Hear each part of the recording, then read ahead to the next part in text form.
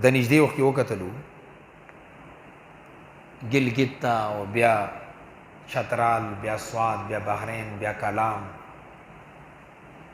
دیګ ته مو وکتلو بیا نوخار او چرسده دغه سره نږدې دي مال هم تباہ و برباد جان هم تباہ و برباد دی سیلاب کې دی عذاب کې بلوز ما یو تجزیه کتله 1200 کسان پکې شهید شوي دي مړه شوي دي اور کورونه تقریبا 7.5 लाख کورونه غورځېدلي دي اور دین علاوه روډونه او دا خو ډېر لکه موږ ډي خان ته لاړو درسم په سترګو وکتلو او تاسو دا هم پته ده چې بره علاقو کې چترال یا ګیلګت وغیره کې پنځه ورونو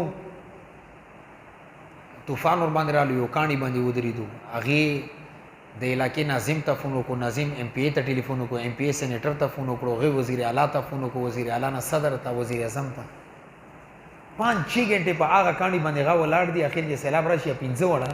شهید شي خو ستا د پاکستان کې د غریب دپاره یو هلیکاپټر نشته چې هغه ځای نه راوچت کړي او ستا دا سرمایه دا اساسې چې کله لاهور کې قذافي سټیډیم باندې باران وشي بیا د هغې وچولو دپاره هلیکاپټر شته چې هغه چونکې ډېره تیز هوا کې بیا هغه پیچ باندې ګرځي چې دا پیچ وشي دا میچ وشي میچ دپاره هلیکاپټر شته دی خو که غریب سړی مړي د هغې دپاره هلیکاپټر نشته ٹھیک شو سابقه وزیر اعظم نمونې درته زه نه اخلم چترال کې څه هنګامه جوړه شوه خوري هلته وانو اسلام آباد نه ورپسې هلیکاپټر ځي هلته نغر اوچتوي اسلام آباد ته رسوي د وزیر اعظم خاندان دپاره صدر خاندان دپاره ایم پی ایم این ای خاندان دپاره دا هلیکاپټرې مهیا دي ځي به خو که یو غریب د چترال او د ګلګت او د سوات مړي د هغې دپاره دا هلیکاپټر نشي تللی دې تا ته یو پیغام درکړو چې دا پاکستان دو پاکستان دی یو د مالداری پاکستان دی یو د غریب پاکستان دی مالداری د پر پاکستان کې هر څه شته او غریب د پر پاکستان کې هیڅ نشته که خو دې وګي 15 مړيږي او که خو دې وګي 100 مړيږي تا ته حکومت طرف نه هیڅ نه ملوي معلومه دا شو چې خپل ځان خپل باندې برابر کړه خپل احتیاط خپل باندې کاوه داسې زیاته مزه چې هغه کې د ستا د هلاکت خطر وي چې بیا ستا څوک تپوس ونه کړي داسې کار مه کوه چې هغې کې تا ته مشکلات وي بیا ستا څوک تپوس ونه کوي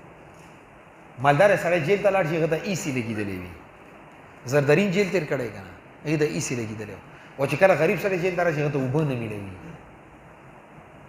دا هر څه غریب دپاره جج قلم نرم دی غریب دپاره سخت دی عمر قید جیل غریب دپاره هیڅ نه مالداري دپاره هیڅ نه دی غریب دپاره دنیا آخرت عذاب دی وکیل مالداري دپاره 24 घंटे دروازې کې ولاړ وي اور غریب به ورپسې ګرځي په زور بیرولي چې زما دا کیس حل یو پیغام درته دینه دا میلاو شو او د چې کم خلک مالداري جوړ دي دا د ما وستا وجې نه مالداري جوړ دي زما ووټ دې دپاره پول کېږي دا ورسره مالداري شي بیا سبا زما تپوس هم نه کوي اور دا په ما وینو باندې مضبوط شوی دی ما وینې اسکلي دي ځان یې مضبوط کړی دی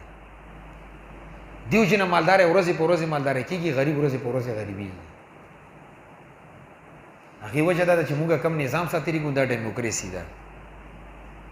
دا نظام انګریز نه موږ ته پاتې شوی دی دې کې دا مشکلات شته دي دې خبرې باندې ځان دپاره د عافیت او د احسان معامله الله نه غواړي چې الله موږ داسې مشکلاتو نه وساتي او دې حکومتونو ته الله محتاج ما کړي دا 15 حکومت ته محتاج وو که نه هېڅ ونه شو